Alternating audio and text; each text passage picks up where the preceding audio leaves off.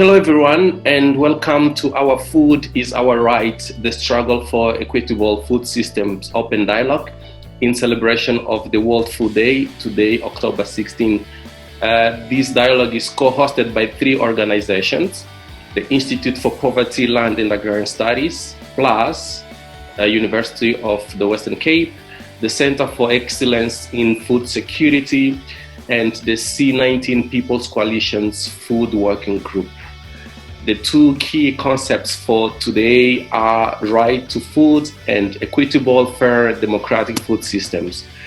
For those who are on Twitter, the hashtags for these events are hashtag World Food Day, hashtag WFD 2020, hashtag African Food Systems, and hashtag Right to Food.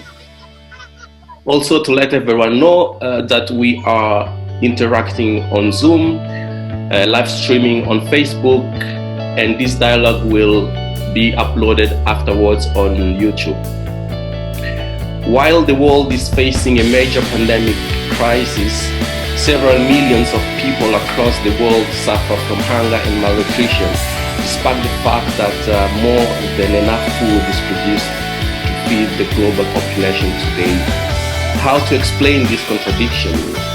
What is the state of the right to food globally? What experiences are out there in the world to inspire the subversion of an increasingly exclusionary global food regime? How can we build people-centered food systems that will end hunger and malnutrition? To debate on these and other questions, we are honored to have with us today the voices of activists, academics, and practitioners from around the globe, from Africa and South Africa. In this first block, we will start by looking at the global perspective to understand the macro forces that move the world and learn from global experience.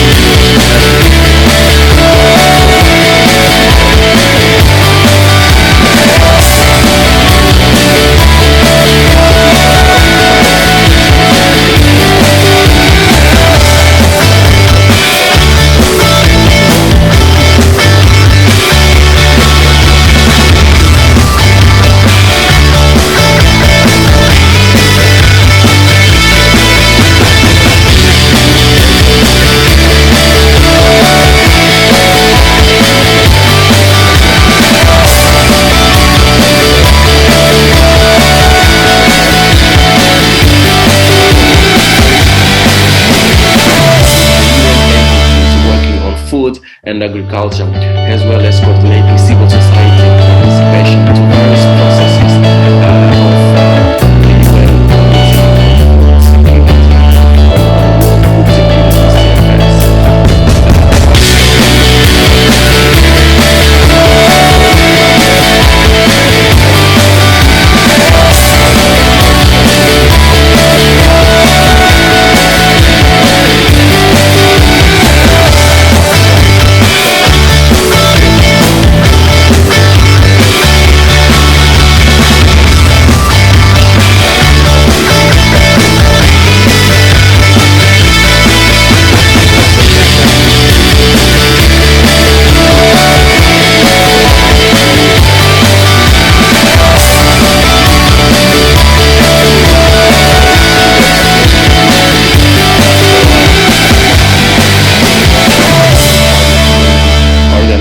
for their livelihoods. My name is Agro-ecology. I will be your chair for this first block. I'm a journalist and scholar activist from Mozambique, currently based at the Institute for Poverty, Land and Agrarian Studies.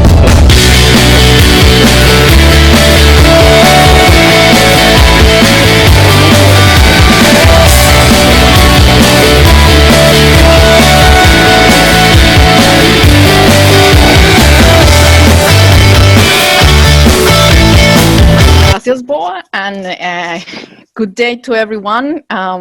It's really a great pleasure to be with you here at this invitation by Plus. Thank you very much, Ruth and Bo, for the invitation. Yes, Moniba told me I should deliver 3 messages in these 7 minutes. And I want to start giving this international perspective from the perspective of FIAN International and the work that we do.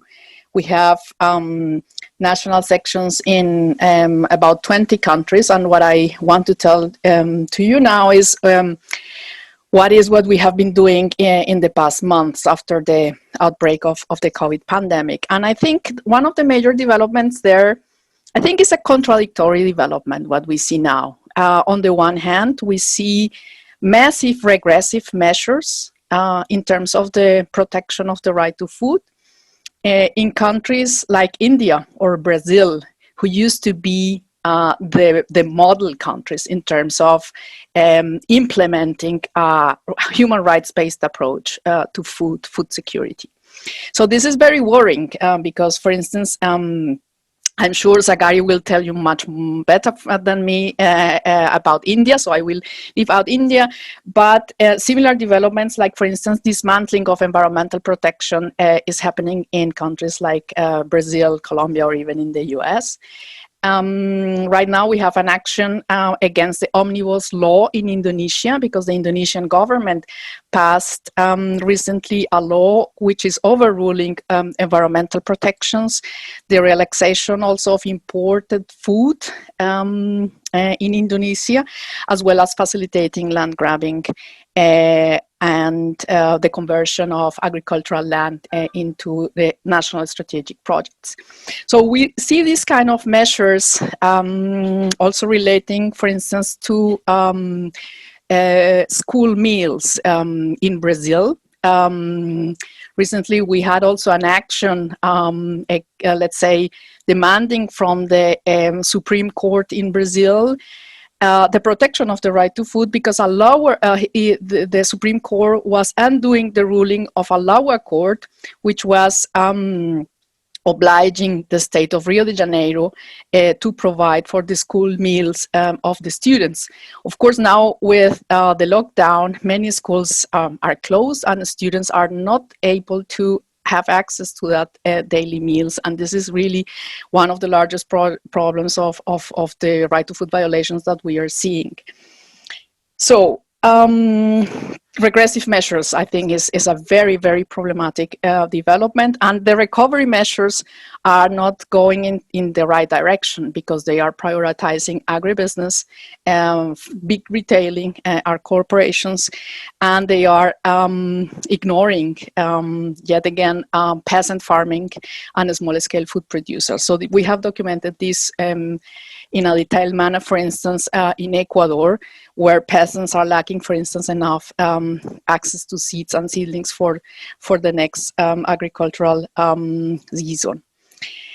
So discriminatory responses is a big problem, and what we have seen is rather the acceleration of I think developments which were already there before the pandemic, as for instance the financialization of land and of natural resources.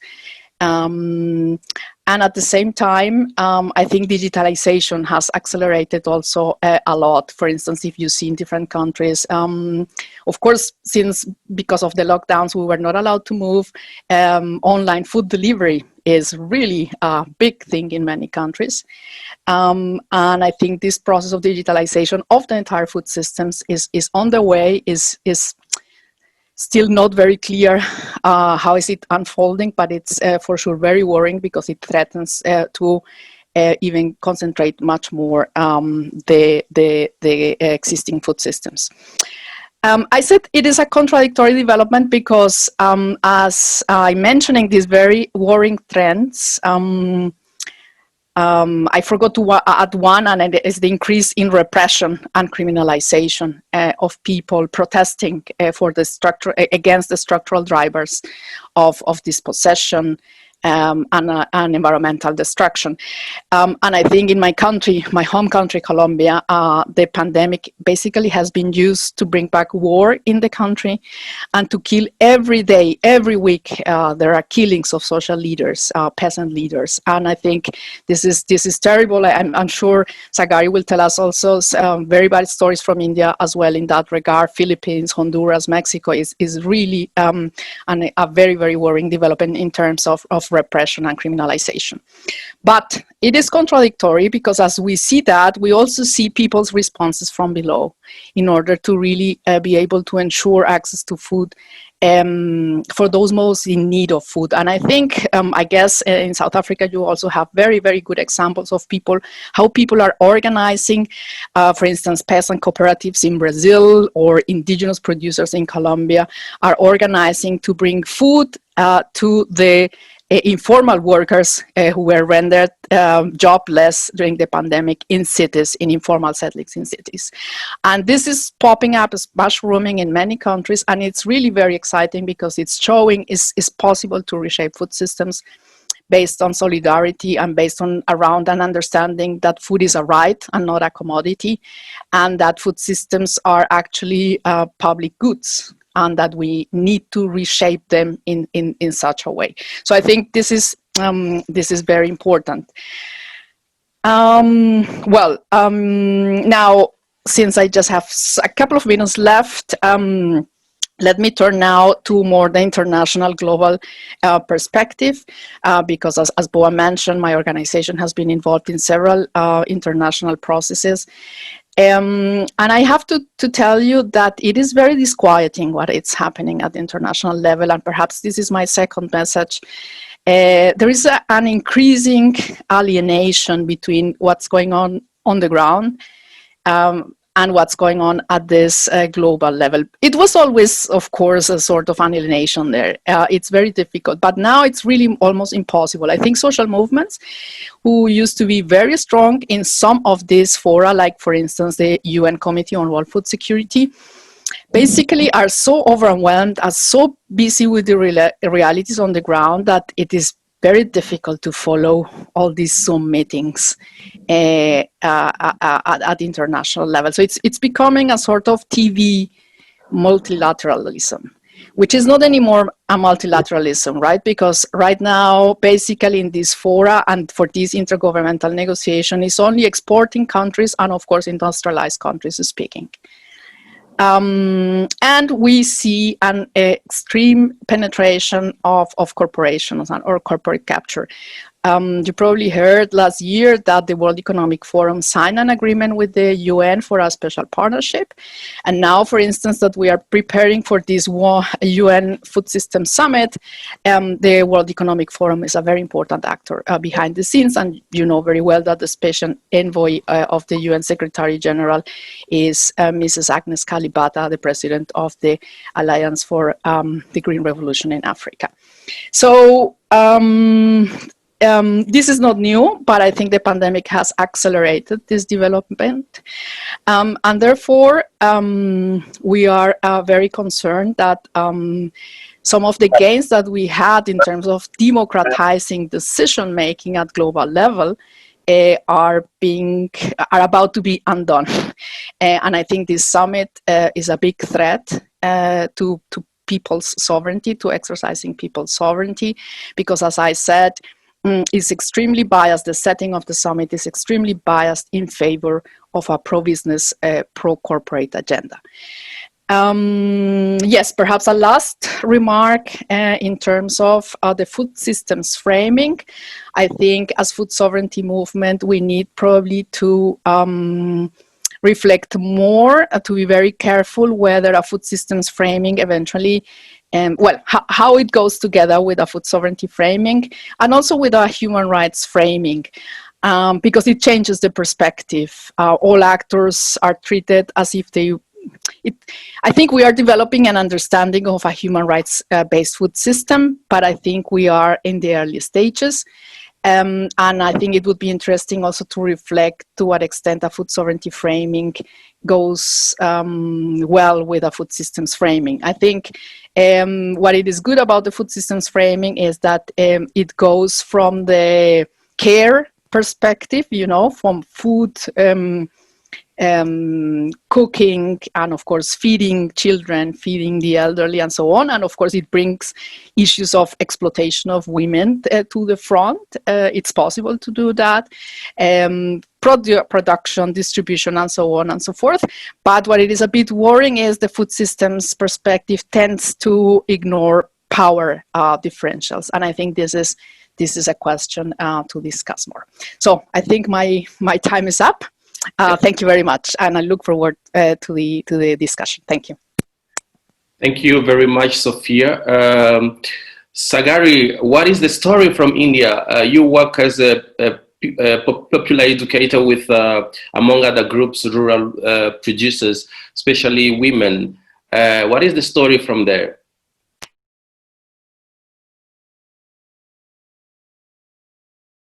You want to unmute, Sagari? Yeah. Thank you, and solidarity greetings from the Alliance to all of you. This is an extremely important conversation, and thank you for having me over here to be part of this extremely important occasion. So what is very clear is that the pandemic didn't create the food crisis, but it brought into sharp focus with crystal clarity the depth of injustice and inequality of the global food system. And undoubtedly, it has deepened and expanded hunger and food insecurity, particularly in India, but as is borne out by figures, and I'm not going to, we can research those, you can find them on the web. But the issue and the question is who suffered? And that's where, when we look at India, it was the vast swath of landless populations in India, the landless citizens, 58%, 495 million landless citizens of India, who depend today completely on their labor as daily wage earners, either in the agriculture sector, in the rural, or having to leave their villages and come to the urban and working in the most insecure regions like domestic workers, security guards, construction workers, and their work stopped, and they were the ones who suffered and continued to suffer. But the landlessness is not a faceless landlessness. It has a face, and that face is Dalit landlessness. It's driven by India's caste system, the most ancient structure of oppression, exploitation, marked by its continuing dehumanized practice of untouchability. And the Dalits have continued and continue to experience this form and practice of untouchability, which today and earlier has dispossessed them from their land and continues to deny them access to land. So 20% of the population today owns merely 9% of the land. Some 5% of the population today owns nearly 30 to 40% of the land. And Dalits contribute the maximum in terms of between 70 to 80% of the Dalit population are the agriculture workers. And when coming to the indigenous peoples of India, the Adivasis, their threats of landlessness are different. Their threats are because their lands, despite constitutional protections which the Indian state provides, their lands are where we find the mine. The lands are where the state wants to mine, the state wants to dam, the state wants the forest for carbon trade, the state wants the forest to commodify the territory of Adivasis. And that's the threat to their, and why Adivasis, indigenous people, get dispossessed of their land.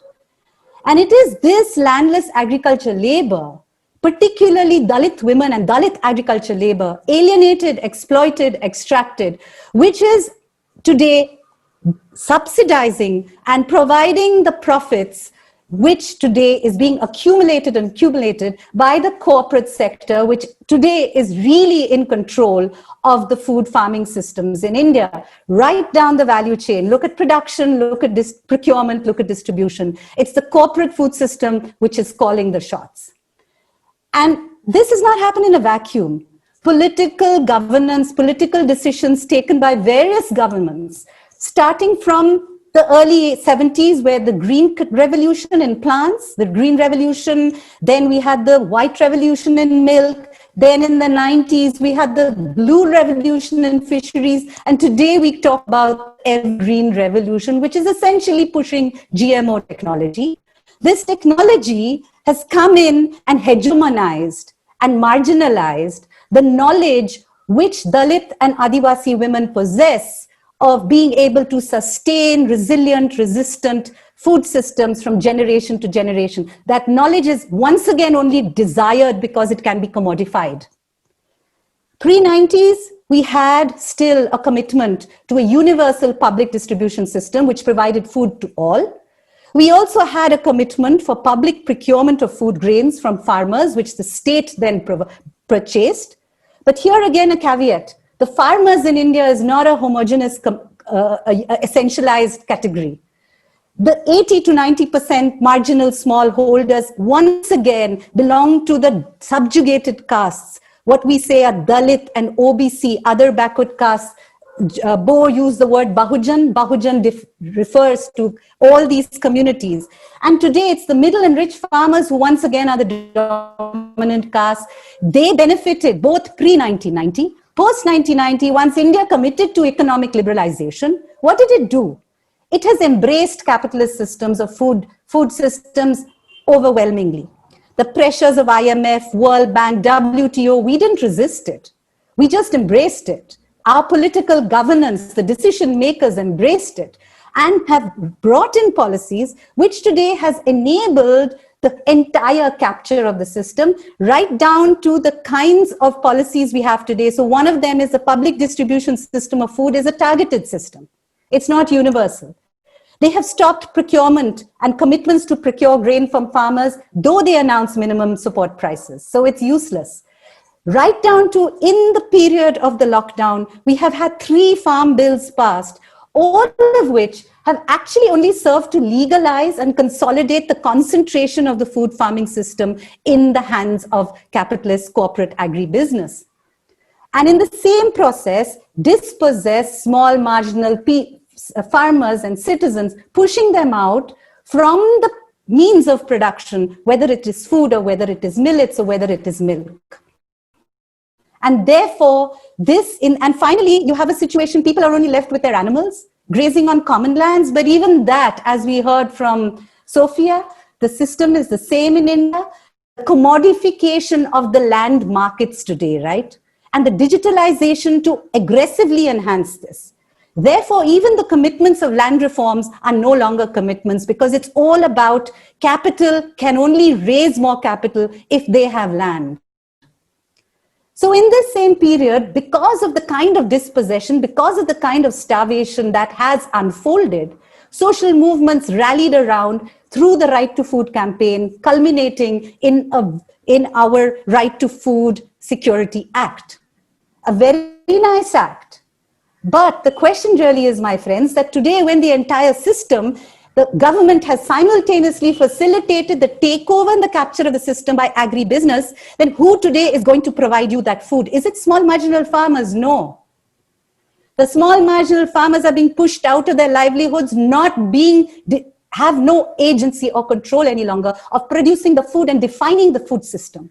So it is going to be meeting your food through private actors, through agribusiness, through corporations.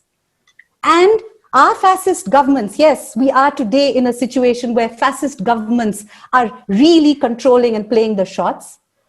They have facilitating also in the name of people's institutions. So we have cooperatives who today, for instance, there's a dairy cooperative in India called Amul. They are a monopoly. They have enhanced their growth. Their revenues have increased by 15%. They have pushed out small little producers of dairy farmers and little markets across India. And all of this, again, facilitated by the state. So if there's been growth, it's because the state has facilitated those actors whose interests are being served. Finally, therefore, what does it mean in terms of resistance and counter-organizing? Coming to the Alliance and other such movements, where our vision of food, justice, sovereignty, and Buen Vivir, the membership base of our organizing are the Dalit, Adivasi, indigenous, Bahujan communities. Why? Because they are the landless. They are the ones who are being marginalized. Young people today, products of liberalization, also first-generation learners, struggling to get into the elite institutions which have been again dominated by caste. They are the ones, through popular education as our mandate, who are leading critical reflection of communities to critically analyze where are our roots of our oppression? Why are we trapped into debt? And through that, and we have found it is only through that process of praxis, of reflection and action that you come up with radical, very radical collective actions to take back control over the system. What does that mean? Whether it's organizing for land, whether it is a recognition that you have to go back to sharing labor as a basis for transiting now again from food, from commodity production back to food production, because that's what all this liberalization capitalist system has done. Whether it has been youth coming back and doing collective and community farming, saving your seeds and breeds, or starting decentralized, localized markets, which are linking again, as you said, consumers and producers. In the time of this pandemic, that's what really saved the day. People sharing their produce with one another. At the end of the day, what we are finding is that, particularly in this moment of fascist regimes, if we have to take back control over our food system, it is about this continuous organizing and assertion towards this vision of food sovereignty. Without this praxis of reflection and conscientization, we are finding there is no other way to resist but this. Thank you, Boa. Thank you very much, Sophia and Sagari. The picture you are painting is very scary and ugly, but the good news is that, as you also say, there is resistance, there is organizing, and you know, Sophia said food is a right, it's not a commodity. We have few minutes left before we close this block to go to the African perspectives, but I would like to hear from our audience, you know, strong kind of, you know, take the floor, say something. How do you see the issue? I would like to invite Professor Georgie Sikata. I'm not sure if she's with us today, but if not, anyone feel free to just you know, unmute yourself and speak.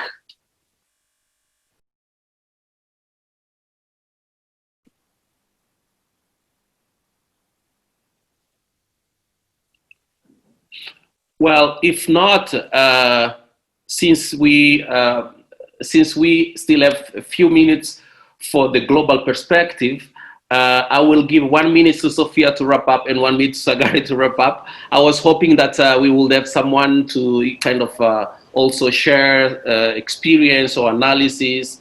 I don't see any sign of anyone. So Sophia, wrap up, Sagari, wrap up, 1 minute each, and then we go to the African perspective. Thank you. Thank you, Boa.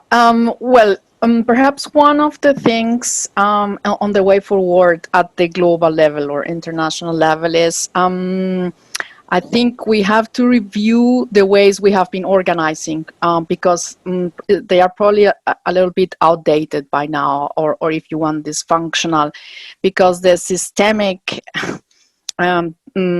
crisis is so big that we need to overcome a little bit the silos or the fragmentation that we ourselves also, let's say, replicated because we were organized a little bit in silos. So what I'm saying now is that it's going to be very difficult for us as food sovereignty movement without understanding issues, for instance, of economic justice or tax justice and finances. If we don't stop financialization, it's going to be very difficult to defend the land and to defend our autonomy over our food systems, territorialized and localized food systems. So the big question is, how do we now organize? And I think the financial question is just one question. And I think that this week, it was also the week of the action about debt. And I think it's a very important agenda that we need to embrace much more powerfully. And I think there is also the issue, of course, climate justice is a big issue. Probably we are have made much more progress in terms of food sovereignty movement and climate justice movement to come together. And I think the feminist struggles are also very important and are leading the way in many countries and probably also in many of these domains. So we need to reinforce the feminist struggle inside the food sovereignty movement. Is there? But in some of our movements and configurations, we have still some homework to do in order to really embrace a radical feminist agenda. Thank you. Yeah, thanks, Boa. I think that one of the, particularly in a, India is like multiple nations and countries. I think one of the things we have to recognize is that unless one really sharpens the organizing around the structures of oppression and violence, as I just outlined, it becomes very easy and really it doesn't move your movement forward or move and advance your agenda by just framing it as a farmers' food sovereignty movement. And that for us is very, very clear in an Indian context. Whether the questions of caste or race or gender, I think that today, particularly today, that the pandemic brought this out so sharply that we have to move towards sharpening that organizing. Otherwise, it is not going to, your internal contradictions, we have, I think, to suppress internal contradictions within a movement, within the larger concerns of food and farming is something which is going to really backfire.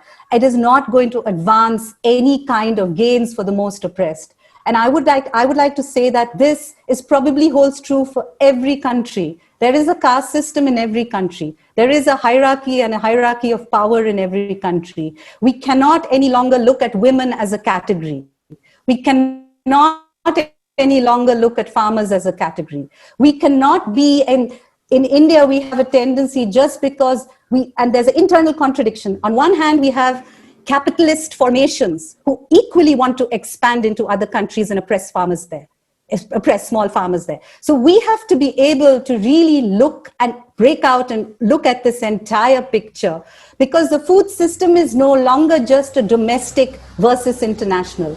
You have actors in your own country that unless we map out and really identify who are your enemies, who are the ones who are most oppressed, our movement is really going to just remain stagnated. And I think that for me is my final point, that unless we really go back to that local levels of organizing and gradually taking back control and resisting, today just placing our demands to a fascist government, that fascist government is very clear where its agenda is going. So we need to be clear about where our agenda.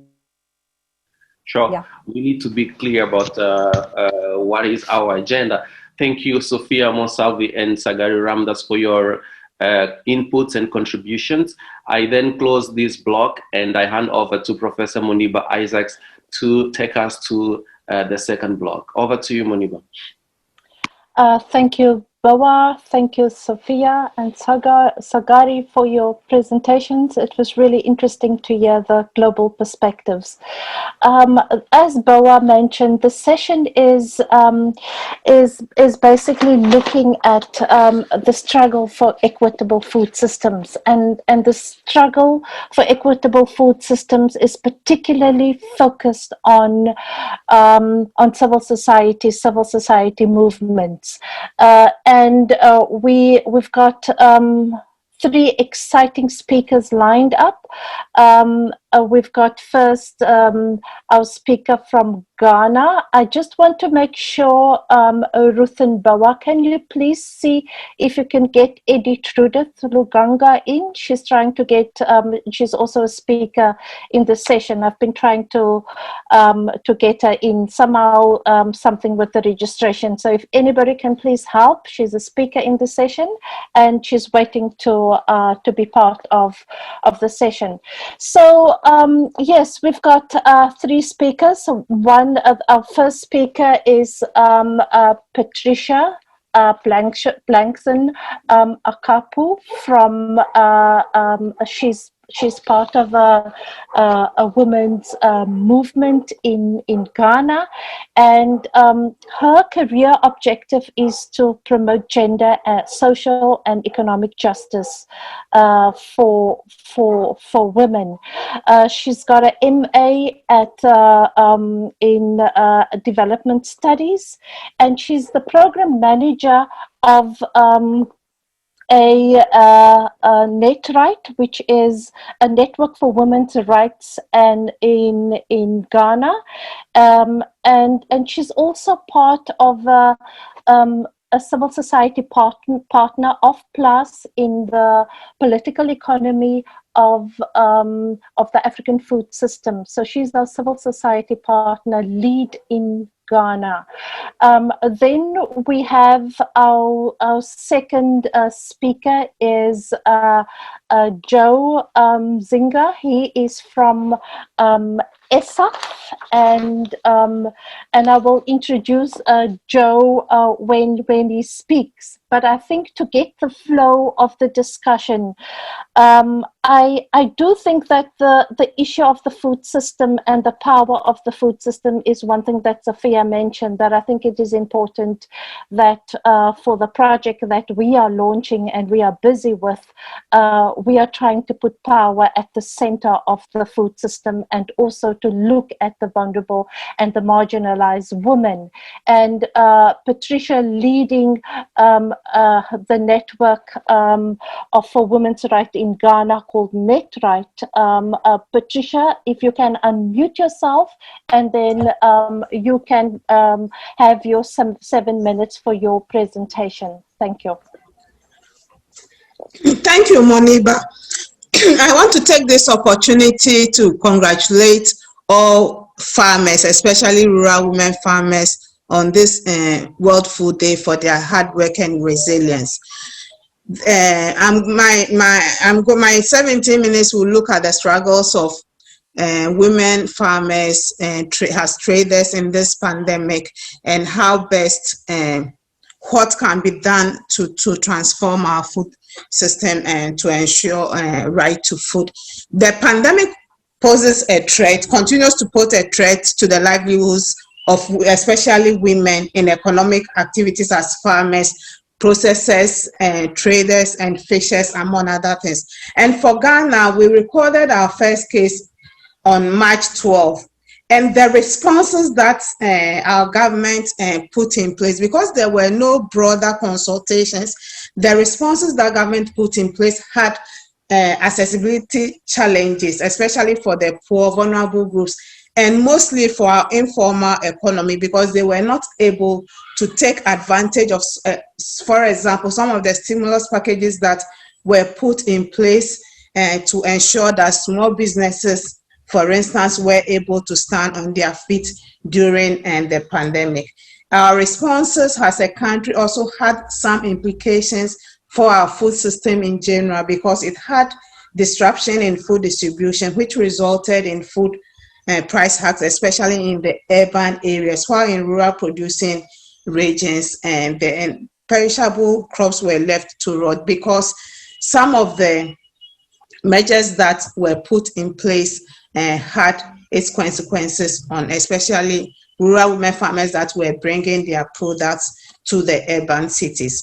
Agriculture over the past years has been underfunded, and most African countries, including Ghana, they are not paying much attention to the devastating effects of the COVID pandemic, which is causing to the agricultural production sector, and this is likely to affect the right to food.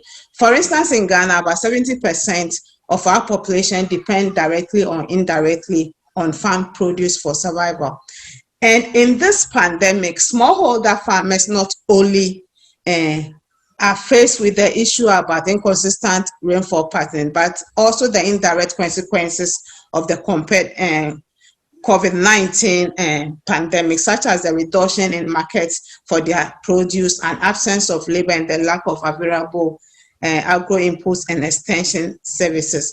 But I also have to point out that in spite of these challenges, the Ghana Statistical Service has indicated that in the second quarter, the agricultural sector grew by 2.5%, while the rest, industry and services sectors, dropped.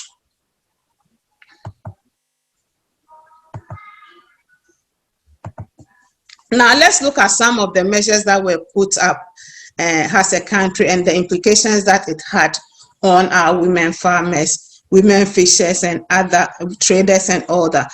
The partial lockdown, for instance, happened in certain urban certain cities, and the announcement was made on a Sunday evening, where most of our traders, especially rural women that are coming from the rural areas to the cities to sell their produce, and women fishers that are bringing either smoked fish or fresh fish into the city centers to sell, they do that at dawn.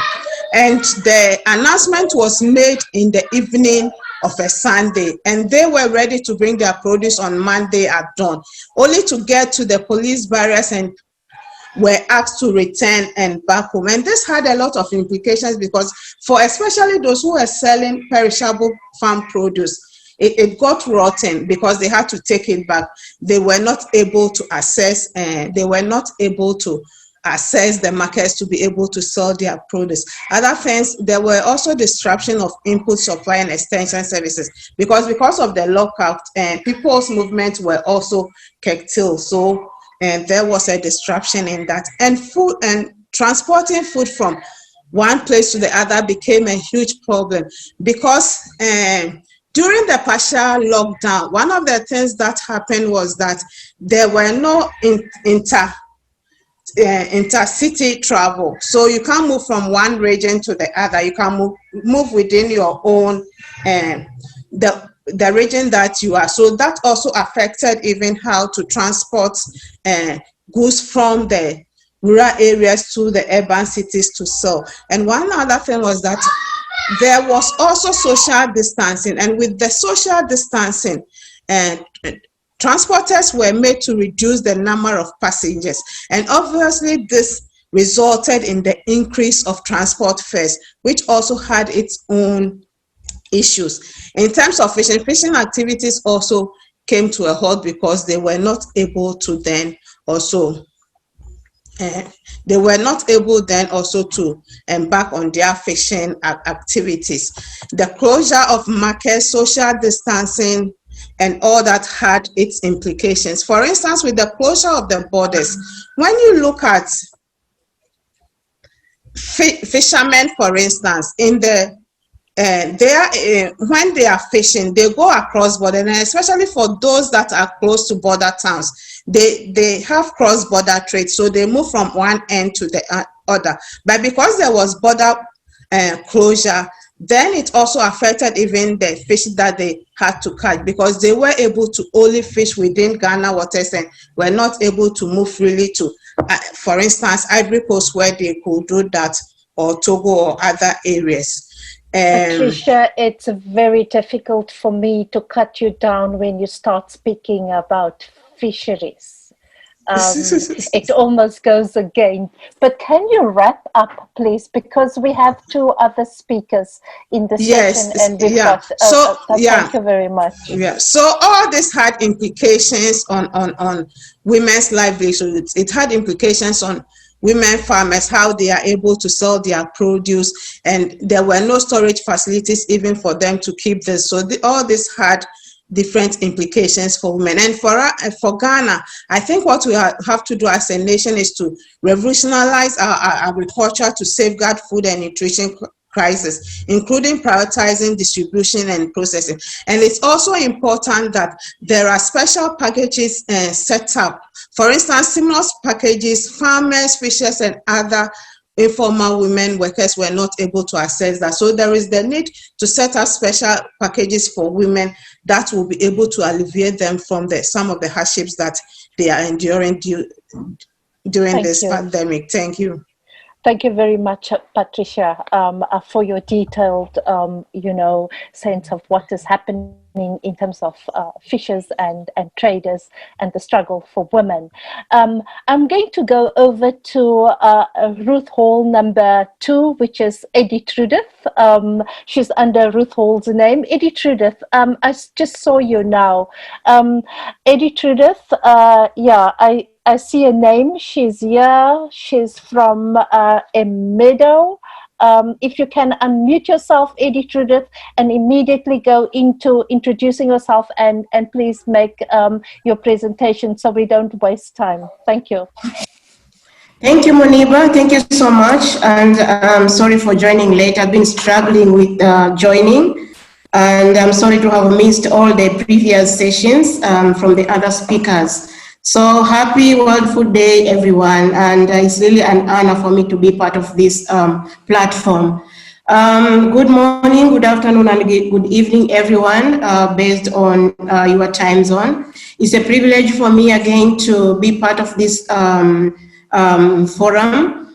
And to begin, I would like to start by highlighting the pandemic, the COVID-19 pandemic, and how also we'll move on to reflect on how it has impacted the food systems, and especially how it has impacted the women in fisheries. So mine will mostly focus on fisheries, bringing fish in the food systems discussion. Yeah, the COVID-19 pandemic that has spread rapidly and extensively around the world has profound implications for food security and nutrition. The unfolding crisis has affected food systems and threatened people's access to food via multiple dynamics. We have witnessed not only a major disruption to food supply chains in the wake of lockdowns that triggered global health crisis, but also major economic slowdowns. And these crises have resulted in lower incomes and higher prices of some foods, putting food such as fish out of reach for many, and undermining the right to food and stalling efforts to meet Sustainable Development Goal, particularly Goal 2, Zero Hunger. So the situation is fluid and dynamic, characterized by high degree of uncertainty. According to the World Health Organization, the worst effects are yet to come. And most health analysts have predicted also that this virus will continue to circulate for at least 1 year or 2 more years. So for me, based on this background, I'm looking at the situation with respect to the struggles of women food producers, and particularly women fish workers in African context, highlighting the role of fish in the African food systems. Taking into consideration that most of the African fisheries is small scale. Small scale fishers and fish workers and their communities, and particularly women, face many challenges in maintaining their livelihoods, and their contribution to food security, particularly in equitable access to resources, markets, to health, to education, and other social services. So COVID-19 crisis has exacerbated these vulnerabilities, and particularly for women. Alongside other major disruptions in food and trade, the impact of pandemic on fisheries is far from over. The restrictions on the movement of fishers and fish workers and the shortages of essential items has intensified hunger and malnutrition in most of the areas. And in most African countries, women, fish vendors, for example, and traders have frequently lost their livelihoods as markets are closed and the demand for fresh fish declined.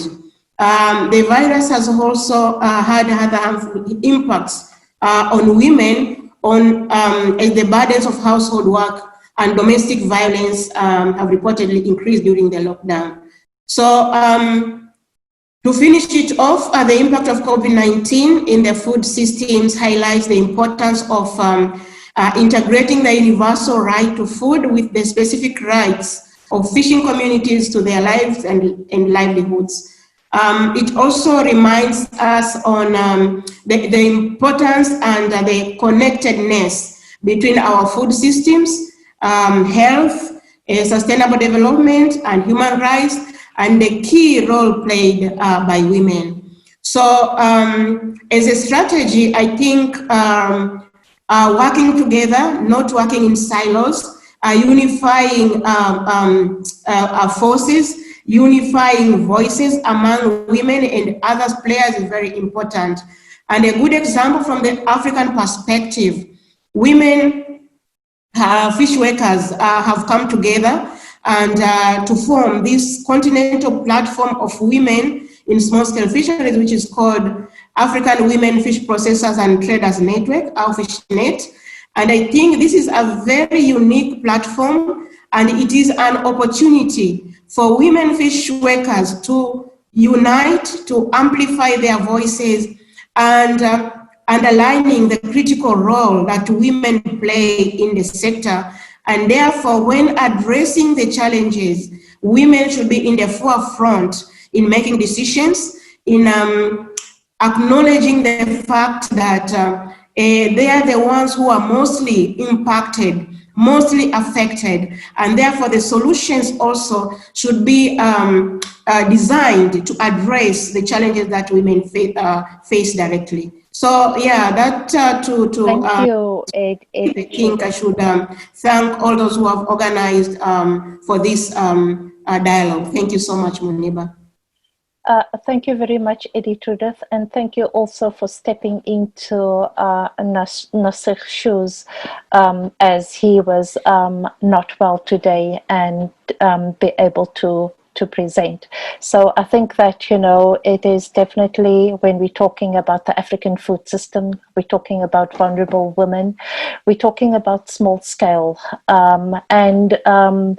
to introduce our next speaker, who is Joe Sif, or also known as Joe Mazinga, and he is the Regional Chief Executive Officer of the East African and Southern African Small Scale Farmers Forum. So we definitely have in the project that we are doing in Ghana, Tanzania, and South Africa, we definitely have a strong small scale, gendered, and we also need to unpack the issues of power. Joe, can you please give us perspectives from East and Southern Africa? Thank you. You've got 7 minutes. Yeah, thank you very much, Muniba. I think you can see my screen. I will try to speak to it, if you allow me. Can you see the slide? Yes, I can. Thank you. Okay. Yes, I will be speaking. I'm told to speak about the struggles of smallholder farmers in East and Southern Africa. And I'm speaking from ISAF. ISAF is the regional smallholder farmer network, is working in East and Southern Africa. We are cutting across 6 countries in East Africa, but also in Southern Africa. But also we are part and parcel of the project. This is to do with research, but not only research, but research that might come out with ideas or policy issues in terms of lobbying and advocacy. So this project is hosted by the University of the Western Cape, but working with the Institute of Poverty, Land and Agrarian Studies, based in South Africa, and is working in 3 countries to explore in terms of the response of COVID-19 in the political economy of the African food system. South Africa, that is number 1, and then we have Tanzania and also Ghana. I will be speaking about the struggle of the smallholder farmers and the vision that we have for the African food system, because we see that the system is not working, and if the system is not working, it means that the system is perpetuating hunger, malnutrition, poverty, and inequality, as the previous speaker at the global level spoke about. So I have, our theme is the foods in our rights and the struggle for equitable food system. So what we see that hunger is in rise, malnutrition is in the rise, poverty is in the rise, but also inequality is in the rise. So it means that something is not right. We need to fix it. And the COVID-19 really came out, like the previous speaker spoke, is about showing exactly how vulnerable the system that we have is perpetuating this situation, is even worse, so to speak. And we can see inequality is still at that highest level. We have women and the youth marginalized in terms of the access, utilization and ownership of the means of production. but we see very much the push for the so-called industrial agriculture that is using chemicals, and which is making agriculture to be very expensive. And for smallholder farmers, we can't afford because agriculture is expensive. So as I said before, that according to the State of Food Security, the FAO report this year, this came out by the middle of this year, 690 million people are food insecure. But in Southern Africa, we have about 45 million reported in July, according to the reports. And Tanzania and Malawi, this year, we are not very much food insecure compared to other countries like South Africa, Lesotho, Swaziland, but also Zimbabwe. And this is because of one factor, that the climate really was on the side of the smallholder farmers. Once there is very small variation in terms of climate change, we are in trouble. So again, we see that around 3 and 10% of the population in Southern Africa, they have acute malnutrition, but also stunting in terms of our children, around 20 to 50% of the children. The DRC is around 40. Look what Burundi is around 50. Tanzania is around 35. And we are looking into the future, and this is the real situation that we have. So in conclusion, we are saying that the system is not working and we need to dismantle it. And looking at the global framework that we have, and we as smallholders farmers are working in order to change them, is like the SDG. We have 10 years to go, but we can see in the last 2 years, hunger and poverty is on the rise. So we have to do something. In Africa, we have accepted the so-called Malabo Declaration. We have 7 goals, but still our government are not investing much. And even if they invest, there is no disbursement of the actual amounts. They are great in terms of putting aside 10% in the agriculture sector, but that is not the situation. So what is the opportunity? We say we need to improve the system, but also we need to democratize the current system that we have, maybe dismantle it. And we say the way to go is agroecology, because it's guaranteeing smallholder farmers in terms of ownership of land and seed. But really we have to find the patriarchal system and ensure that we are participating. Agroecology also is caring for the health, but agroecology, it showed even amid COVID that it can ensure healthy and nutritious food. So what are the actions that we want to see? Number one, we need to, farmers be at the heart of policy processes and budgets. It means that nothing for us without us. We want farmers to participate, and they have been pushing at different levels, starting from the regional level to the national level, pushing for farmers participating in policy processes and budget making.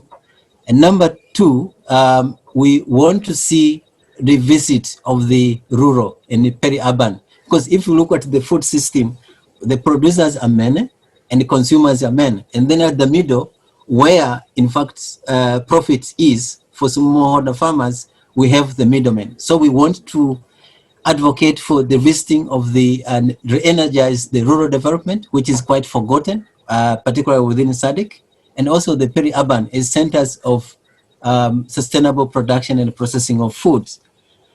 And within the same, in terms of the rural development, we want the formation of the rural producers in terms of the cooperative processing, but also we want to see clean energy infrastructure, road irrigation, health storage, but also ICT, because amid COVID-19, ICT is not a luxury, but a necessity even for smallholder farmers.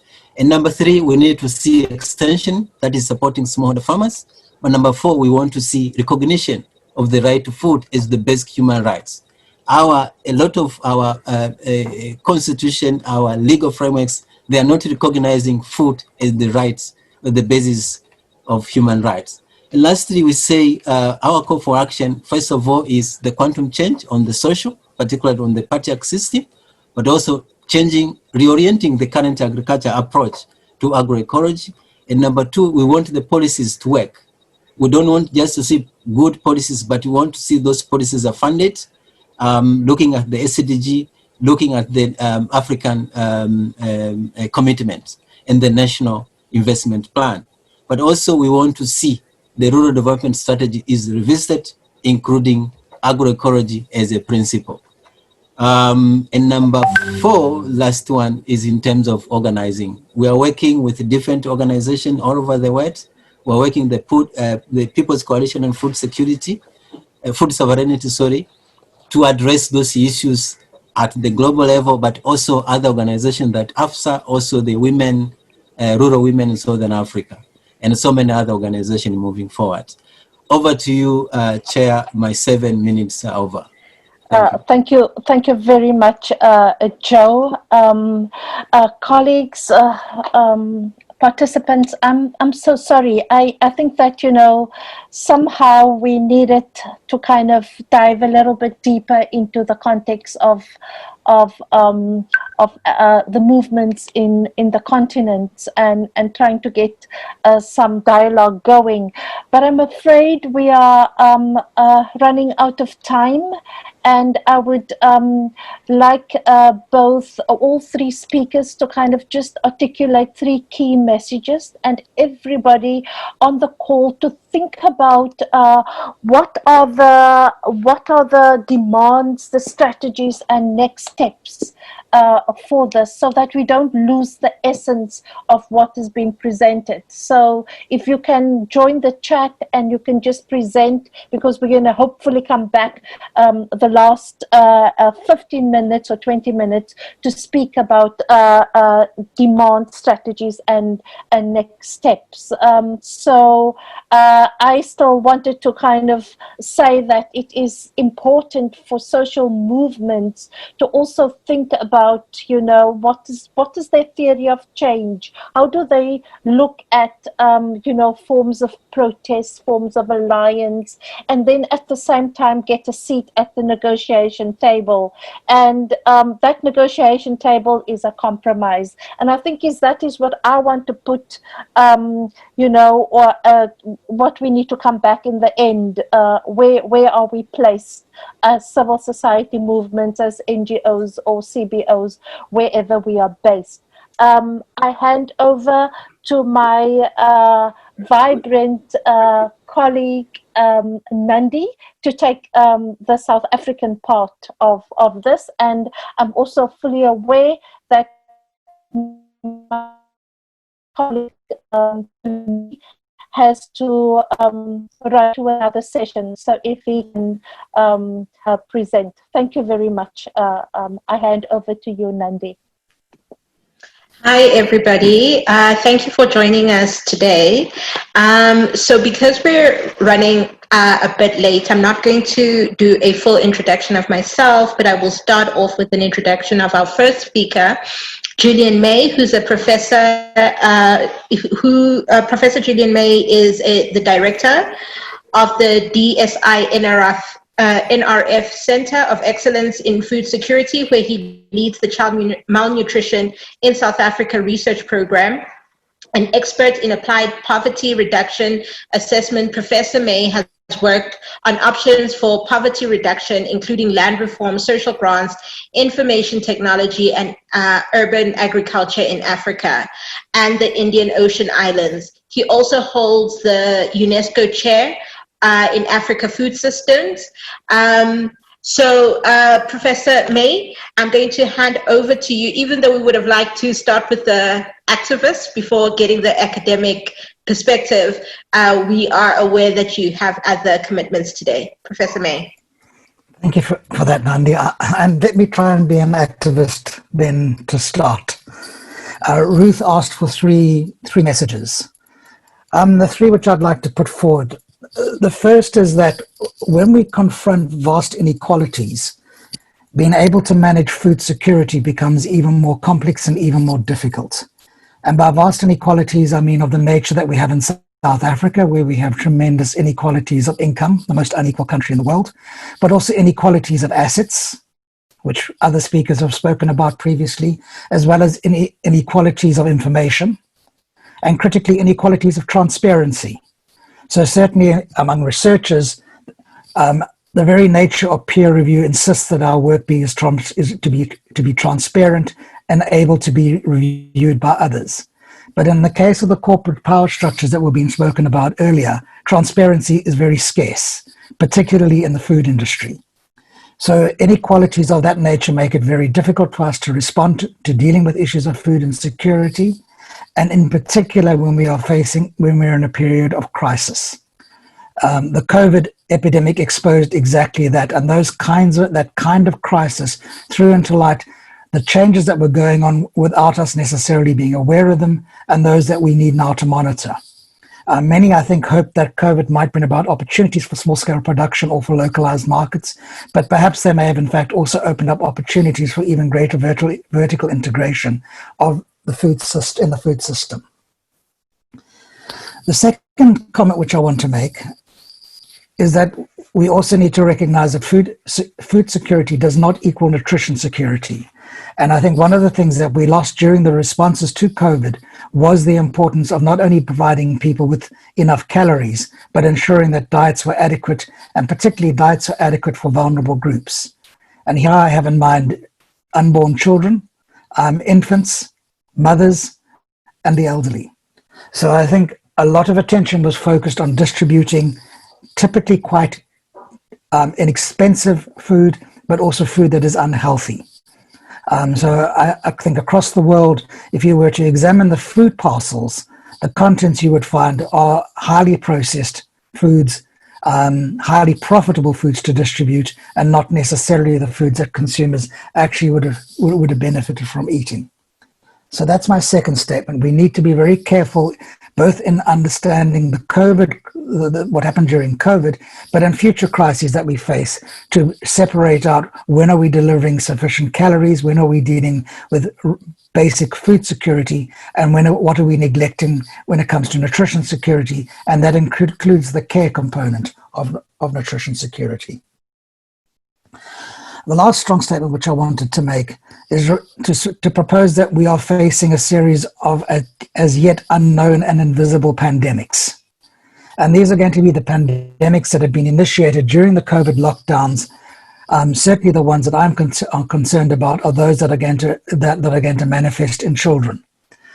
So here I think we're going to see children born during the COVID period to have been likely subject to some kind of nutritional insult during pregnancy. So this is where mothers had insufficient food or insufficient healthy food and compromised in what they were eating, and thus compromised in the situation of children. So I think we've been to be very careful to monitor our birth weight indicators and to be paying attention to that first 1,000 days. The lockdown in some ways took up a good chunk of those first 1,000 days of development of a great many children. I also think we need to be thinking about pandemics that will come not only in the shape of children being undernourished, but also children and mothers who have been malnourished and have not been able to gain the micronutrients that they need.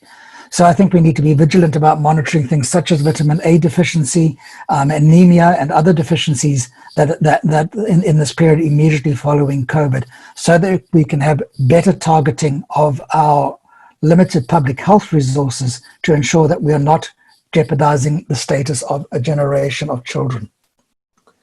And the last, which I would be interested to understand better, is what happened during COVID for the epidemics of obesity and overweight, and particularly pre-adolescent obesity and overweight. That just brings me to a short discussion of South Africa, and I think this is a discussion that could apply to many other upper middle income countries and middle income countries in Africa. So in South Africa, we have about half of our population living below our national poverty line. That's an aspirational poverty line. It's relatively high compared to other parts of Africa.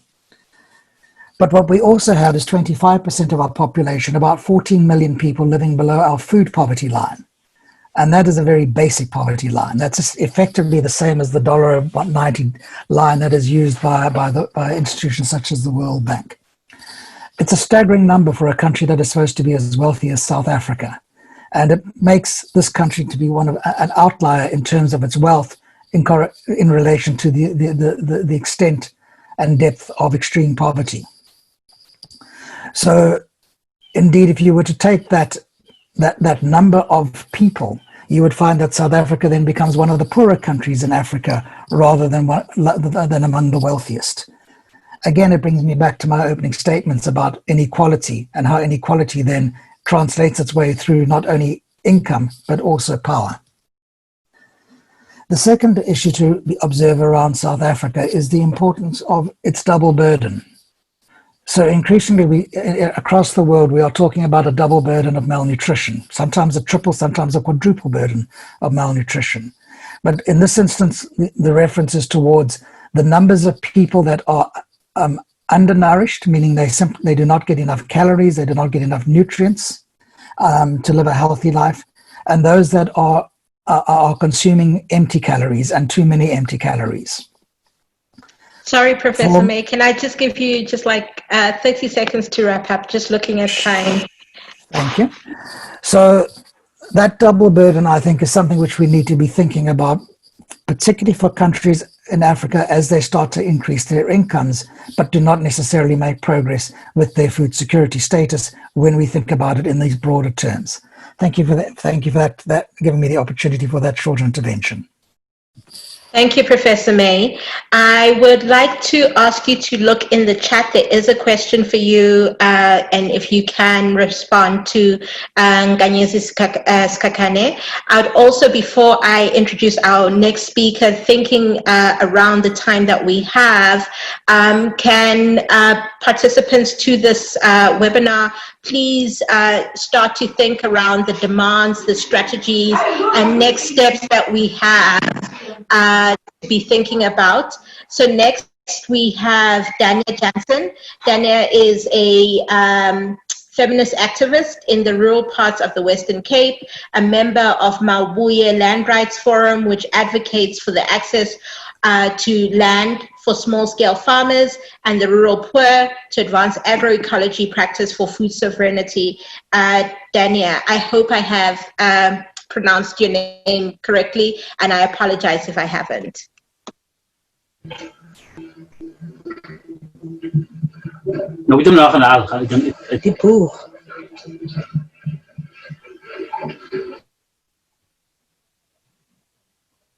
Sorry, just as you're coming in, please can we just remind participants to please mute your mics. Dania?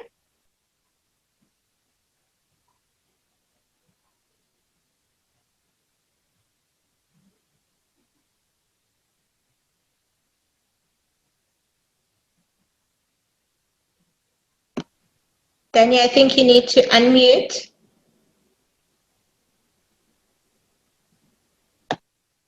As we're struggling with Dania, Dania will come back to you in a minute, just after Lindo Gushe. I think just in the interest of time, I'm going to ask Lindo Gushe to come in. Lindo Gushe is with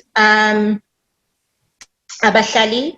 I did not get I'm just trying to find your profile, Lindo Gushe. Lindo Gushe is the Kenana branch chairperson of Abashali Basim Jondolo and is a chairperson of the KZN interim youth structure. And he will be sharing with us a little bit from the work that they have been doing during the COVID crisis, but linking it to experiences of hunger in communities, both before and during the COVID. During COVID. Lindo Gushe? Hi everyone.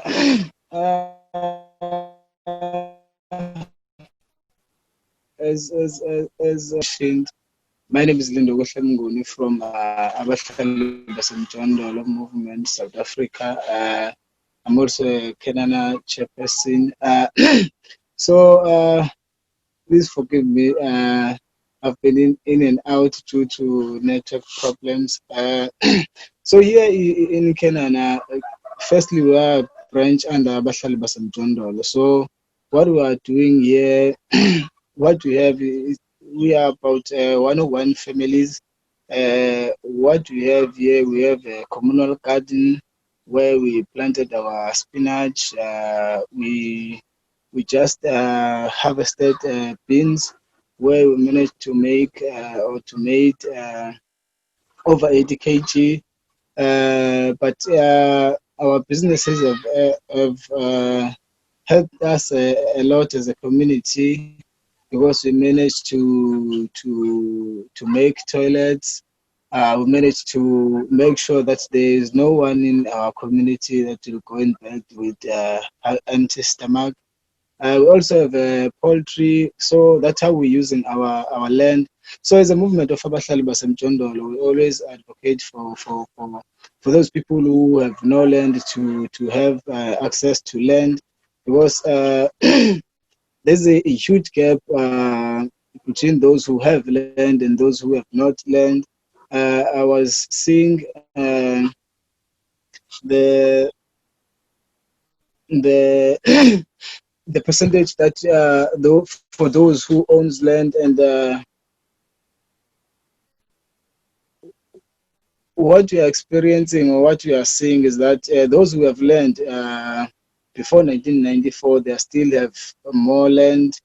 Like whites, they owned more than 72%, followed by coloreds who owned 14%, followed by Indians who owned 5%, and followed by Africans. And Africans in South Africa, they are the majority, but they only own 4%. So there have been no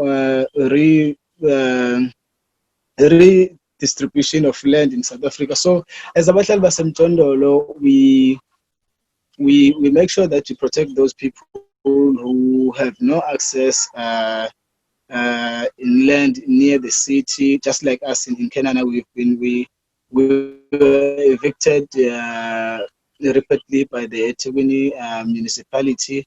They said we have no right to stay within the city, but through to Abahlali Basemjondolo, they help us to remain here in Kenana.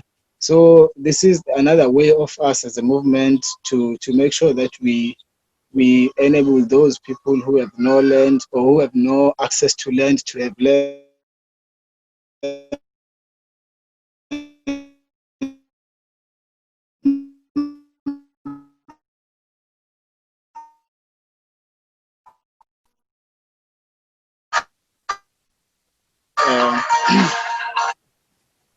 We have more than 80,000 members, 150,000 now. They have place called home. Before 1913, just like here in South Africa.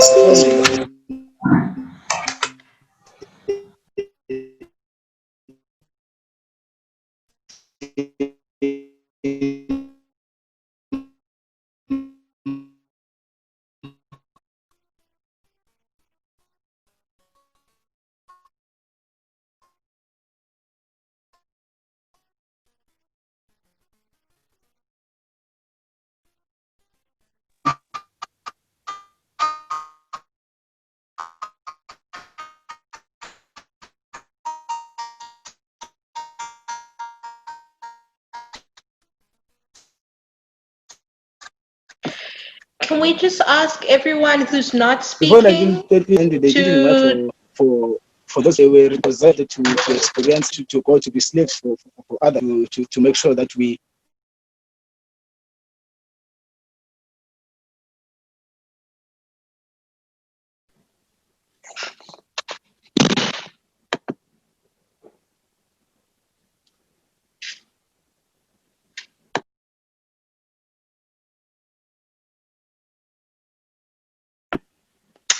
Apologies, everyone. It seems that we may have lost Lindo Guhle.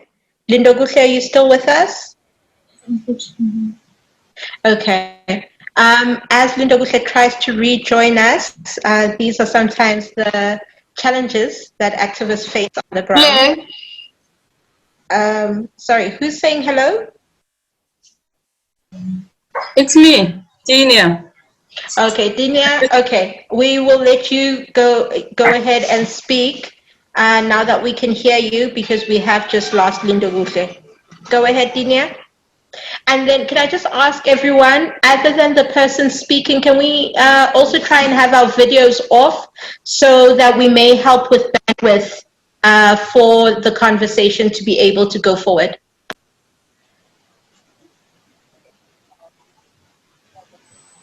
Thank you, everyone. Good day, and thanks for the opportunity to be part of this important conversation. And it's a conversation that are very close to my rural heart. If I can start by making one statement, without land and water and seeds, we are mainly in trouble if we don't have access to the free things that will make a food system or develop a food system that can create a new moment for poor people to have access to nutritional food and access to enough food. But also if women are being kept out of the loop and being excluded from access to land, we will also be in trouble. And our dream or our objective to build a food system that are beneficial for poor people, I think we have to do much more to get access for women to land. We live in a country where 17 million people are dependent on the social grant. And some of these people are actually women and children who are dependent on the social grant. They are already under so much pressure. During COVID-19, we have experienced that the COVID relief that they give to people, the 350, wasn't even enough to feed our family. But still the government thought this could be enough for a family. We work in communities where people on an everyday basis experience hunger. Those are working on the farms, those are actually working the land, and also are working with the produce. They don't have access to food, and they are the ones who still going hunger to bed. With the unemployment rate of 42%, but also the future coming bloodbath of job losses. Yes, we certainly need a food system that are working for us, that are building for by communities, but also for communities. If we look in the Western Cape perspective, where farm workers are on the farm, and if there's an eviction, or if you work, stay in a formal settlement, where if there's an eviction that your structure are demolished, but also then the actually thing, the food garden that you created for yourself to make sure that you have access to food are also destroyed by the law enforcement, by the farm owners. In one case, the farm owner used pesticides just to destroy the only food garden that the farm worker had. If you stay close to a let's say a tomato plantation, and you go and pick some of the fruits of the tomatoes, then you've been killed for it. So in what societies do we actually live? In the commercial farmers who have the bulk of the land, and small-scale farmers have no access to land, especially community land that are earmarked for small-scale farmers to practice agro-ecology, but also to have this access to land that can secure livelihoods. And if the Western Cape perspective are that we are surrounded by so many wine farms, that how many wine can you actually drink? And these wine are for export. It's not to feed a nation or to feed poor people. So for many years, our demand is Rural Women's Assembly in Yanda as the national movement. The fact that one woman, 1 hectare could help to sustain livelihoods, could help to give people better access to food and nutritional food. If we want a food system that we I don't know how to put it, but if we want a food system, I think we need access to seeds, access to seed banks, and this is what we do in Indiana and Rural Women's Assembly, to have this local seed banks, the local food gardens, the local markets. We need more access to local markets even, but also the access to water. In many cases we have land, but there's no water. So how do we build around these important things like how to protect our seeds? And these are the measures that we put in place in the Rural Women's Assembly in Yanda, to put in place the seed banks where we can protect our indigenous seeds, that we don't have to work with GMO seeds. The only thing that was really cheap during COVID-19 was maize. If you go in the store, it's on special. So the only access in people have bought it because they don't have a choice. And I think the only thing that we are left now is people's will to survive another day. Because hunger are so violent. I just asked yesterday to our deputy minister, how can you go to bed? How can you put your head down while you know so many families are food insecure in this country? So many families. You are going to take away the 350 grand that you is a COVID relief. I can just see more families go food insecure after this. But the COVID-19 impact will stay with us for many years. After COVID, we will still feel the impact of that. We will still have a growing hunger in communities. We will still have a growing poverty that are deep-rooted into rural communities, also urban communities. Anya, sorry, can I just ask that you take the next 30 seconds to wrap up? Sorry. Yes. Yeah. So I think we need strategies to make these food system that we want to build. We need strategies, and we need it now. And the only thing I can think we can do this is to pull together all forces in civil society. And we don't have to look very far for it. I remember my grandfather was a great farmer, and the way he shared his produce, but also share his knowledge, indigenous knowledge. This is how we could go into build a great and a vibrant food system for poor people in this country. Thank you. Thank you, Dania.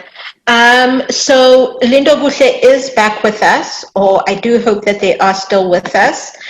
So we would like to give Lindo Bushe another 3 to 4 minutes to just wrap up what they were sharing with us. Lindo Bushe, are you with us?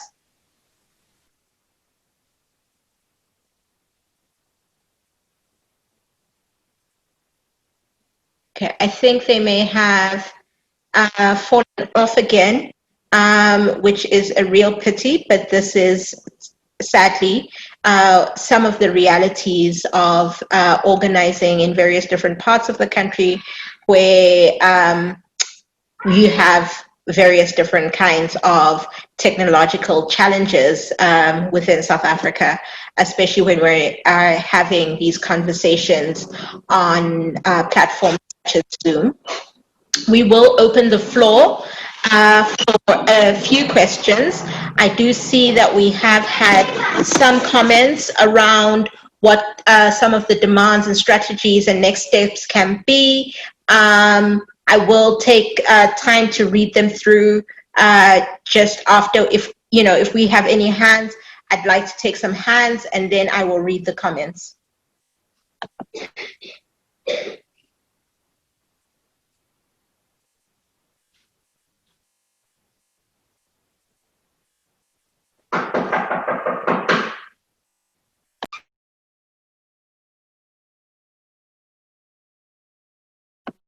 Do we have hands? Okay. So I'm going to read the comments which have been coming through. I will start with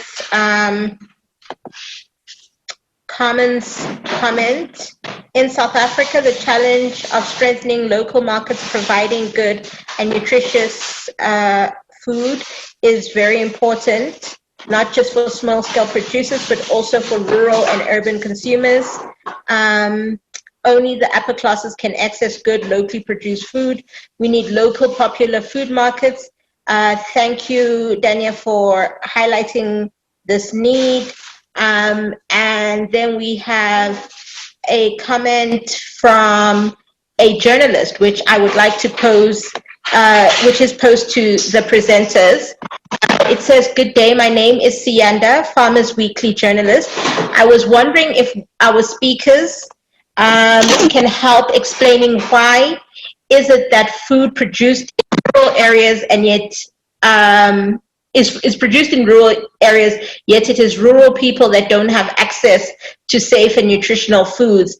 Is there something that producers can do, those who are closer to these communities?" I think part of Dania's presentation alluded to that. Lindo Bush, I see you're back with us as well. If in your wrapping up, you could also touch on the question that has been asked. And then I'm going to give a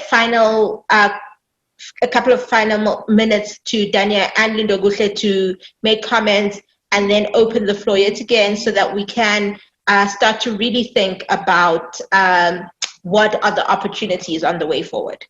Go ahead, Lindo Gushe.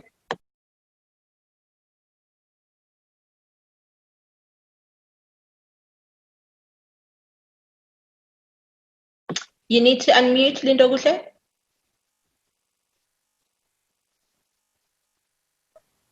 Oh yes, thank you. Once again, please forgive me for network problems. For me, firstly, for this conversation we are having, it's very fruitful because it shows really that something happens in people's mind. We are starting to realize something. Actually, we are on the right path. This is how the capitalist world or the capitalists have caught us, because like seriously, there's no reason for me to work for someone, to be forceful, working for someone 6 hours a day or 12 hours, not having a say in the profit. If I have something to eat, but we don't have land, we can't grow our own food. So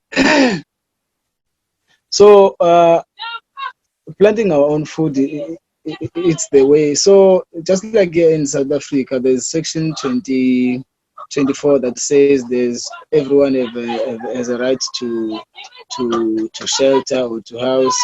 But we as Abahlali Basentshona, we say if we have a right to house, there must be we need to the constitution must also state that everyone has a right to land, so that if we all have a right to land, we can do what we are talking about. So just like here in Kenya, since we have land, we also have shelters. We also use our land. So as we have a garden, as we have poultry, we are also able to expand, to do another things. But what is important is what you are doing in the garden, because no one goes in bed with empty stomach. So as we know that we can't owe a stomach. So this is the first step to be free. So as we are doing this, because we also share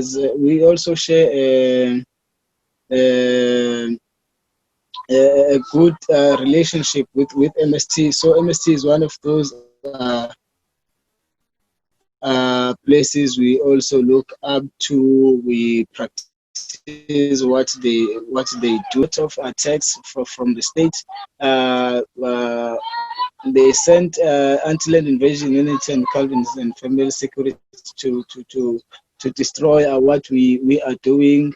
I remember in other day they came and destroy our food in the garden, where they destroy our spinach, even our beans. So what we are doing to the state, it's like it's a problem, or we're anti-government, but we see this as a way as another way of meeting the government.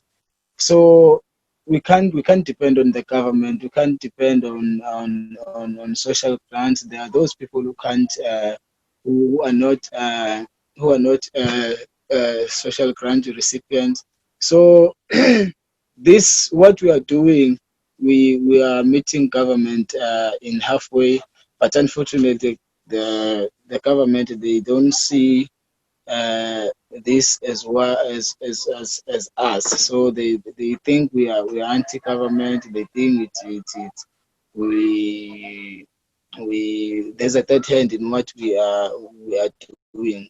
But we know that for them to oppose what we are doing, the capitalists, they are behind, because they don't want us to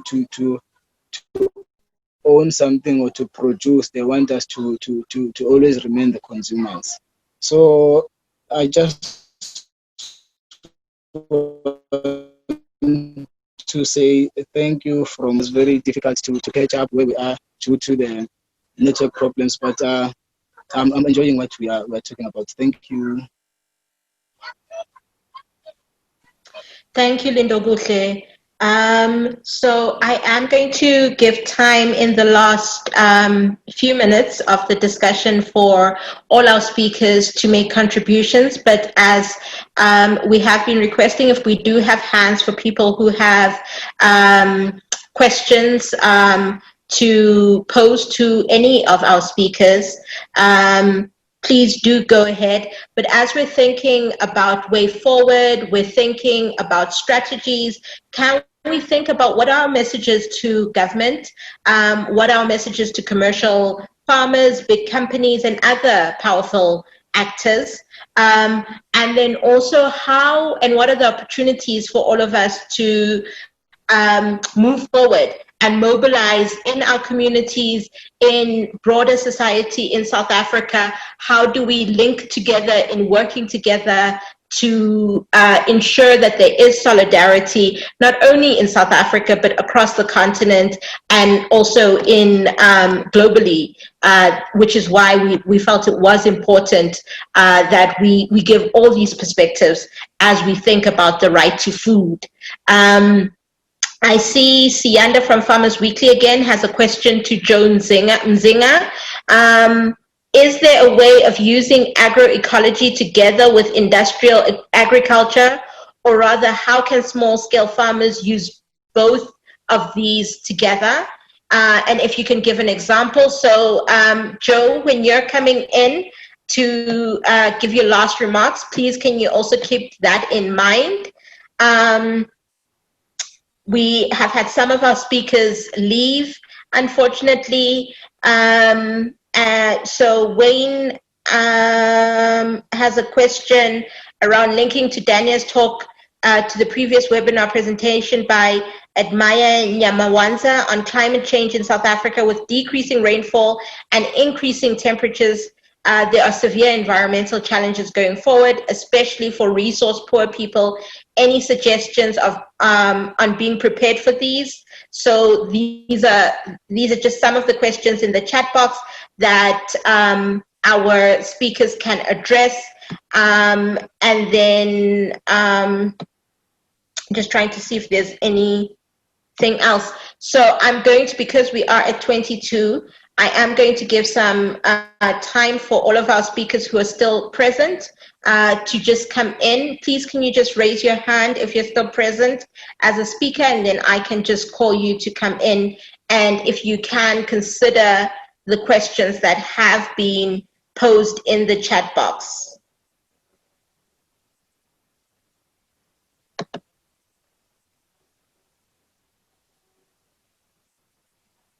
Joe, are you, okay, Dania, your hand is up, go ahead. We'll start with Dania, and then after Dania, we will have Joe. Yeah, I will wrap up by saying that the question of water are so important if we want to spearhead a good food system. As my Boyan in Yanda and the Rural Women's Assembly, we inspire people to plant their gardens wherever they are available land. A small house garden are not enough. We need access to bigger land. We need access to that commonalities land that are holding by municipalities and leased by the municipalities to commercial farmers for 100 years. And for us, small scale farmers, you get only a lease of 5 years or 3 years. So I think it's so unfair, and we need to push these municipalities to let go of the commonalities lands. But also, the reason I think why we as rural people not have the real access to land is because we are on small or on private land. We can't just use the land to plant because it's not our land, it is private land. And the Constitution protects these ones who have the private land. So, but also my big push will be to push government to realize that if one woman can have 1 hectare of land, it could really make a difference in the rural areas, in urban areas. It could keep hunger out of our doorsteps. We have to make them realize that. And when that happens, I think we have a great future in communities. We will never have a child or a woman going hungry to bed in the evening. So this is my closing remarks. I think the question of the basic income is also important for us to keep on campaigning for this, because this is the only access to food. That will be a great access to food for poor people. There will be money in their hands they can buy, and they can also plant. They can buy good seeds, GMO seeds, GMO-free seeds, sorry, to plant and to do agro-ecology as a way to enhance the future of all of us who are landless on this moment. Thank you. Thank you, Dania. We're going to have Joe Mzinga come in with his last comments and also answering the questions which were posed directly to him. And then after Joe, we will have Patricia also come in. Joe?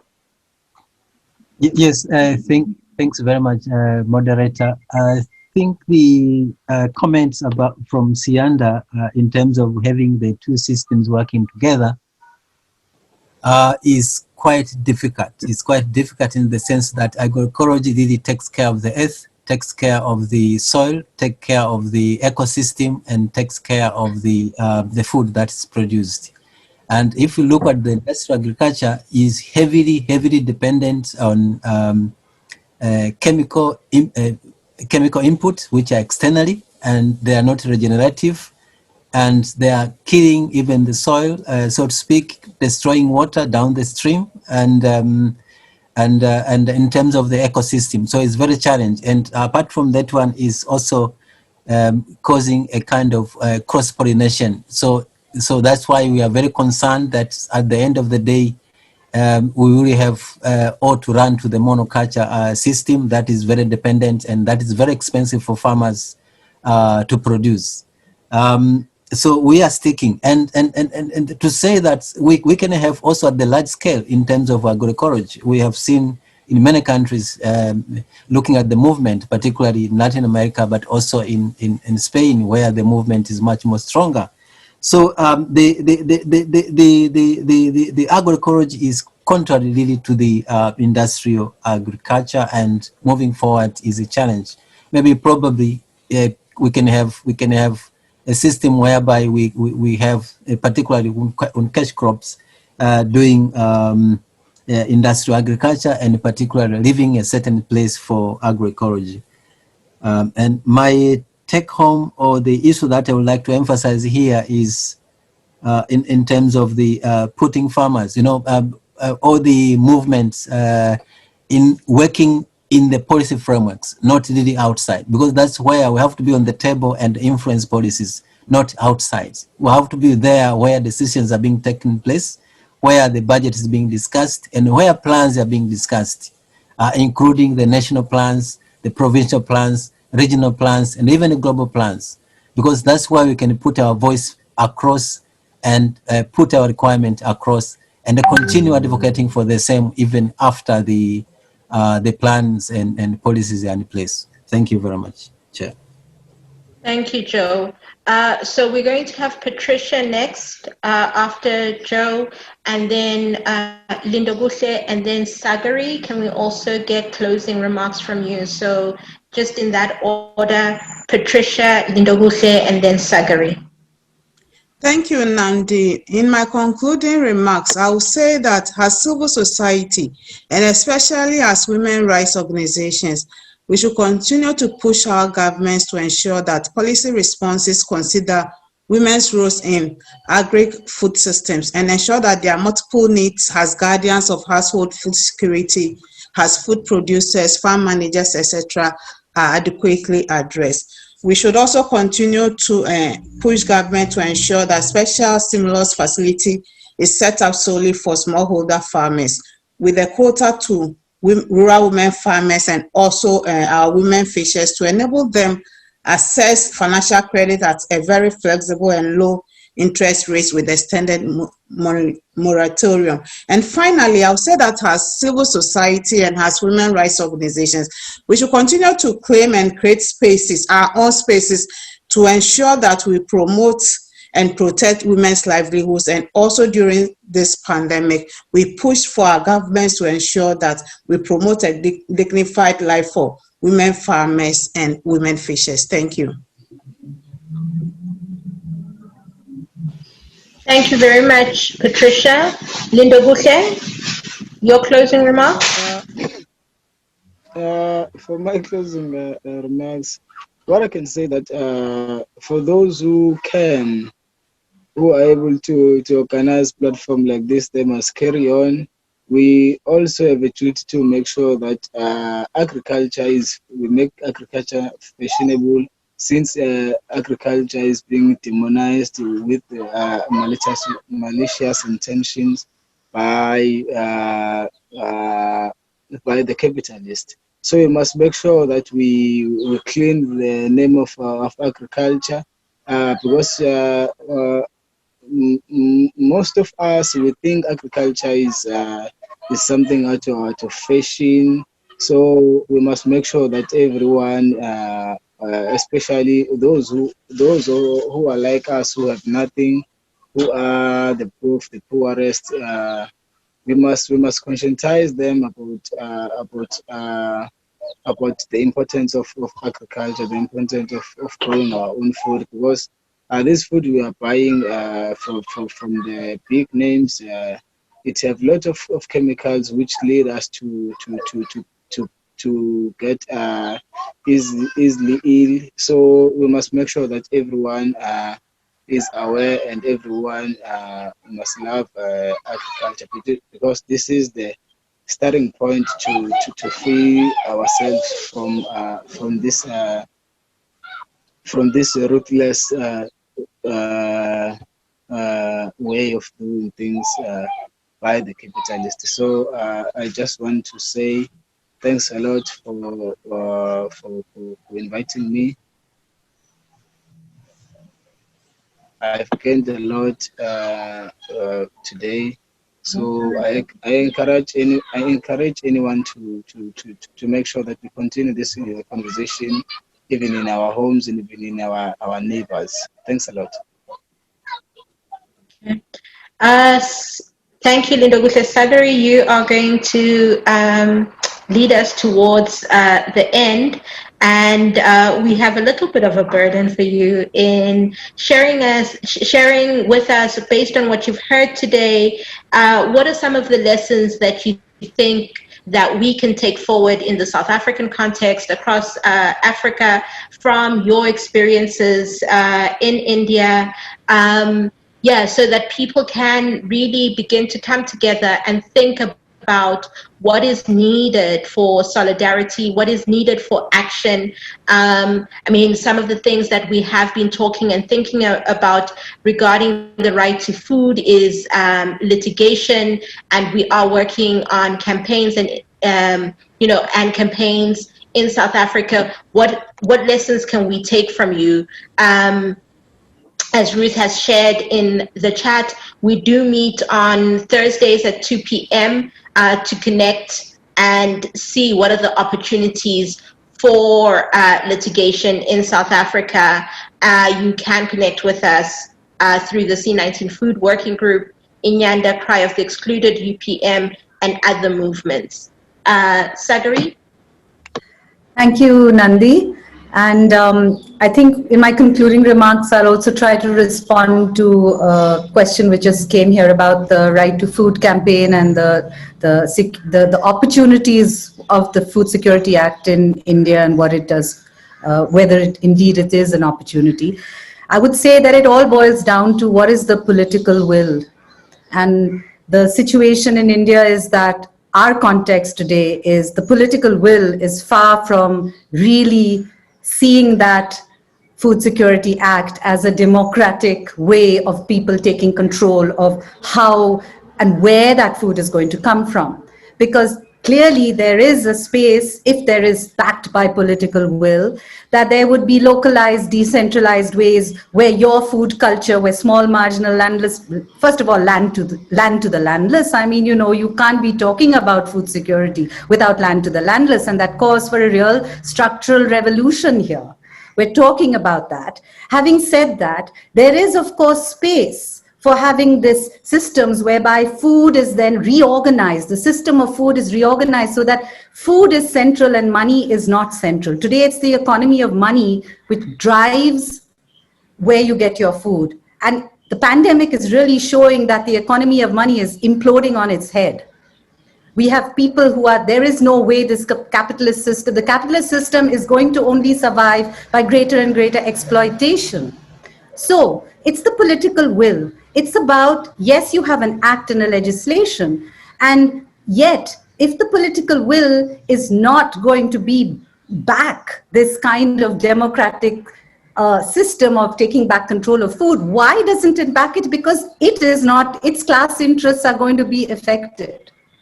And that is the issue we need to really be addressing today. And that's why, coming to litigations, I can only share from you from India today that our institutions, every institution has been taken over by a right-wing fascist force, which has absolutely no intentions of delivering any kind of justice. And therefore, my one, I think, a lesson which I think from any movements across the world today, we need to be really conscious and really be aware that the political governance of where we are living today is not the same, I think it's at a very different situation from, say, 20 years ago or 30 years ago. We need to recognize that we need to be strategizing very differently. And I'm honestly, I would love to learn more about the political context in South Africa and Africa, but just going by the way dictatorships and fascist rulers are coming in, whether it's Brazil, whether it's Turkey, whether it's India, this is the reality that we cannot, it's not just business as usual. When all your democratic institutions are being taken over, the question we really need to be addressing is, where do you place your efforts? Your efforts of campaigning and litigation versus your efforts of organizing and building the force and the base of people's power and I won't go back into defining who the people are, but I think we really have to be very realistic and very, very conscious as to that locationality in this moment of history, that it is no longer just about placing demands to a government. Yeah. So I would say that we have that is learning. I think it's very, very necessary that in this kind of context that conversations are very important. These kinds of conversations on, and how do we how do we ensure, because, you know, I don't know how it is again in Africa, but in India, what's happened is there's a passivity which has come in, right? That your ruler who you elect into power, somewhere we think that parliamentary democracy has provided us, therefore, the power to really design and define what's happening. But parliamentary democracy today is itself constricted and controlled by the powers who are defending their class interests and their caste interests and their gender, you know. And so therefore I think that it really calls the opportunity today, which I see, is that how do we as movements really deepen these conversations within our own constituencies, build the bridges, really bring out and unwrap those areas where we assume we agree. There's a lot of assumption that we all agree on everything. But let's unpack those. Let's structurally unpack those. And I think that is the only way that we can bring in new strategies and tactics. I mean, today, you know, even the term agro-ecology, for instance, has been hijacked by World Bank, by all the corporate forces. I mean, we have a huge agro-ecological program in India, which is being driven by corporations. So we need to be extremely, I would say we have to be very, very highly much more politically conscious as to what is structurally what is going on. And within that, therefore, how do you then strategize? Because our words are already being hijacked and being used by the other forces. In India, the fascist regime is talking about organic farming, right? But their vision of organic farming is pushing their cultural ideology on all of us. It's about, you can only have a cow, you cannot eat beef, all right? And those are cultural, ideological issues which we here are dealing with. And that's why I say it's important at this moment that we need to really go back to the roots of where we are, recognize our reality, and then organize around that. Thank you very much for this amazing opportunity to learn from all of you. And I think that building these solidarity conversations even across, I know we're thousands of miles away, but it's the same global forces which are really pushing out the struggling people away from the means of production and producing food. And as I loved what Lindo said, as just continuing to be consumers, as long as we still have to keep buying our food and not being right there in the center of where our food is produced and how do we then distribute it through solidarity markets, I think that that's where the conversation has to go. Thanks all of you. Thanks very much. Thank you, Sagari. I would like to thank all our co-hosts, which is PLUS, the Center for Excellence in Food and Security from UWC, the C19 People's Coalition Food Working Group. I would like to give special thanks to all our speakers who across time zones have made today possible. Without all of you, this conversation would not have happened. I'd like to thank all our guests who have stayed with us these 2 hours, our guests who are listening in on Facebook. Thank you very much for coming and spending the afternoon with us. I'd like to remind everybody of our hashtags as we leave the conversation. It's hashtag World Food Day, hashtag WFD 2020, hashtag African Food Systems, hashtag Right to Food. Really look forward to connecting with everybody on how do we continue this work. This is just but the beginning through this conversation, but now the real work begins where we come together as movements, as communities, as organizations to really do the work that needs to be done so that people within communities in all of our countries really get to realize the right to food. Thank you, everyone.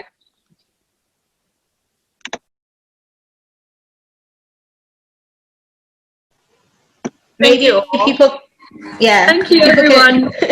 Thank you. Bye-bye. Thanks for the great opportunity. Thank you. Thank you. Bye.